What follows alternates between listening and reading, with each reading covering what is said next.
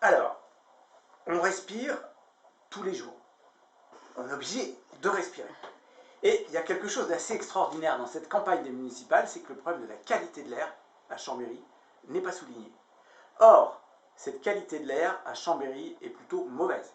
Certes, meilleure que dans la vallée de l'Arve, mais quand même suffisamment mauvaise pour que l'Union européenne alerte l'État français et lui impose même d'agir sous peine d'amende lourde.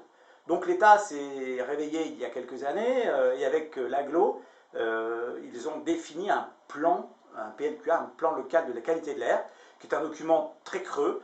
On a été quelques-uns à le contester et à proposer des actions beaucoup plus importantes, mais on n'a pas été entendu. Donc aujourd'hui, il faut se préoccuper de la qualité de l'air. Et pour plusieurs raisons. D'abord parce qu'on a des élus dans la majorité actuelle qui nous disent qu'il faudrait peut-être repenser au contournement autoroutier de Chambéry. Ça nous fait extrêmement peur. Chambé citoyenne est contre ce contournement autoroutier. On ne va pas ramener des camions au moment où tout le monde dit, dans la COP 21, dans le plan climat national, dans la stratégie bas carbone, etc., qu'il faut réduire les déplacements, y compris les déplacements de marchandises. Une première raison. Deuxième raison pour laquelle la qualité de l'air est un enjeu fort, c'est que Chambéry aura bientôt, dès 2021, 2 fois plus de camions sur la VRU. Pourquoi? Parce que actuellement, la société du tunnel du Fréjus est en train de doubler le tunnel du Fréjus, donc l'autoroute routière, hein, on est bien sur le routier, là où passent les camions. On va doubler, c'est en cours, les travaux sont en cours et vont se finir en 2021. À l'époque, le préfet Jalon avait dit que l'État autoriserait 4000 camions supplémentaires. Mais bon, non, 4000 camions, pardon, 4000 camions, c'est 2 fois plus qu'aujourd'hui. Donc ces camions vont passer par Chambéry.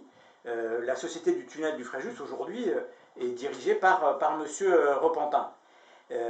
Donc ça, c'est une vraie menace pour Chambéry. Il faut vraiment se préoccuper de ce sujet-là, parce que notre VRU est déjà très embouteillé, et ça va devenir très compliqué en 2021. Et puis, il y a quelque chose qui est une évidence, c'est qu'on peut mettre aujourd'hui les camions sur le train, tout de suite. Au moins, techniquement, au moins 80% du flux qui passe par le Mont Blanc et par le Fréjus. Mais admettons que même on n'en fasse passer que 50%, ce serait déjà énorme comme allègement pour la VRU, mais aussi pour la vallée de la Maurienne. On a beaucoup de choses à faire dans ce domaine, alors qu'on ne fait rien. Que l'État ne fait rien.